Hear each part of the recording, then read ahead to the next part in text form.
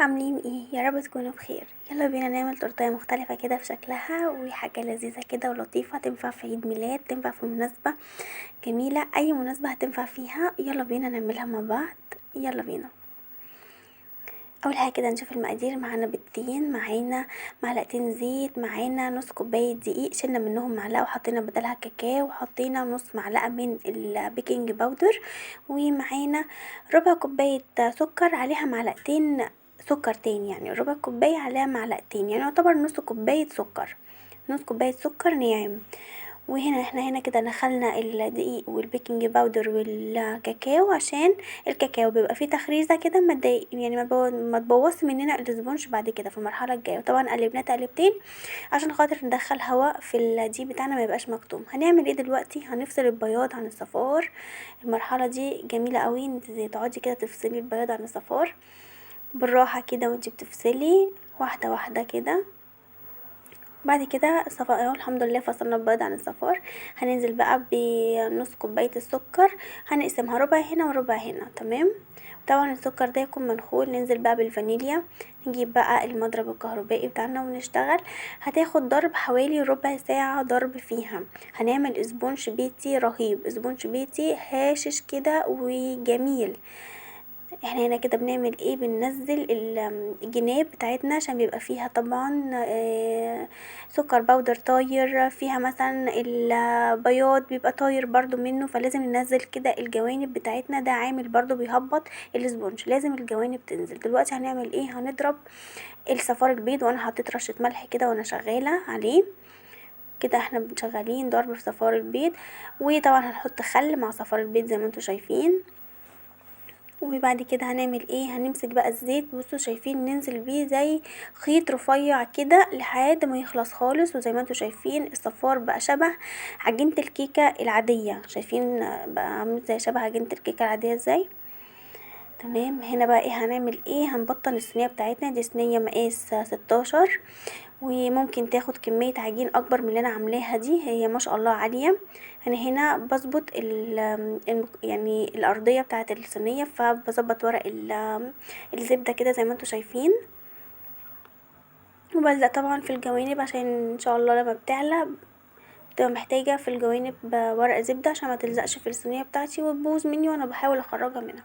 تعالوا بقى المرحلة دي هننزل بالصفار اللي احنا ضربناه كويس جدا على البياض اللي احنا ضربناه كويس جدا، ونقلب من فوق لتحت، من فوق لتحت كده زي ما انتوا شايفين. ما نقعدش نقلبه جامد كده، يعني من فوق لتحت كده بالراحة. وننزل حبة حبة بالدقيق المنخول بتاعنا والبيكنج باودر والكاكاو. احنا لو هنعمل كوباية دقيق هنشيل منها معلقة، ونحط بدل المعلقة الدقيق نحط بدلها معلقة كاكاو. تمام، مفيش حاجة صعبة. بعد كده هنعمل ايه؟ لزقنا ورقة الزبدة كانت بتنزل مني، فلزقتها بحتة من عجينة الاسبونج. تمام زي ما انتم شايفين كده. هنا خلاص صبيت الاسبونج وخرج وسبته يبرد طبعا ليلة، يقعد ليلة في التلاجة عشان تعرفي تقسميه وتشتغلي بيه. هنا عملت ايه؟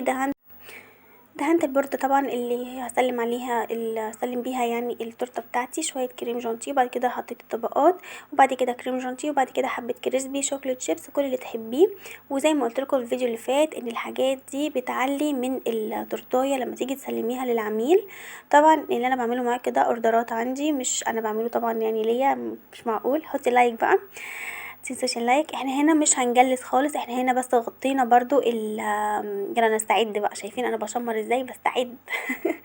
انا هنا ما جلستش خالص، مفيش فيها اي تجليس. معظم التورتات اللي هتبقى معانا ان شاء الله الفتره الجايه دي مش هيبقى فيها اي تجليس، هتبقى سهله وبسيطه. يا دوب بس ان احنا هنغطي الاسبونج بتاعنا، وبعد كده هنشوف هنغطي بايه تاني. يعني هنا غطينا الاسبونج بالكريم جانتيه بس ما جلسناش، وبعد كده حطينا عليه شوكليت شيبس زي ما حضراتكم شايفين كده، بنغطي بشوكليت شيبس. تمام، شكل عشوائي كده بس يعني تحفة بجد، جميل جدا جدا جدا. لو عملتيها لطفل في عيد ميلاده بجد هيفرح بيها قوي قوي قوي قوي. شايفين هنا عملنا كل الجناب بالشوكليت شيبس. وهنا كنت جايبه ايه؟ يعني حوالي 7 وحدات اوريو، رصيتهم كده زي ما انتوا شايفين، وجبت بسكوت اللوتس كده كسرت كام واحده من فوق على الوش كده مع الاوريو. وجبت هنا صوص اللوتس دوت، تحفه تحفه تحفه يعني. طبعا حطيته على حمام مائي وسيحته. شايفينه ده؟ العلبة دي جامدة جامده جدا، طعم وريحه، وحتى كمان في التعامل معاها جميله قوي. زي ما انتم شايفين كده عملت كده يعني خطوط كده رايحه جايه باللوتس فوق الاوريو، ورحت ماسكه بقى شوكوبون كده، اكياس الشوكوبون العاديه دي، ورصيت كده كام واحده كده هوت من فوق الاوريو عشان تديني منظر جميل جدا. عايزه اقول لكم ان دي كان اوردر رايح لرأس السنه. تمام، زي ما انتم شايفين كده، بس بجد والله لو عملتيه في عيد ميلاد الاولاد هيفرحوا بيها جدا. زي ما انت شايفه كلها الوانات كده وحركات جامده جدا. احنا هنا خلاص خلصنا التورتايه، تزيين بسيط وسهل خالص خالص خالص خالص، مفيش ابسط من كده في الدنيا. شايفين؟ ولا تجليس بقى، ولا مثلا لا الناحيه دي عاليه لا الناحيه دي واطيه، زي ما انتم شايفين كده.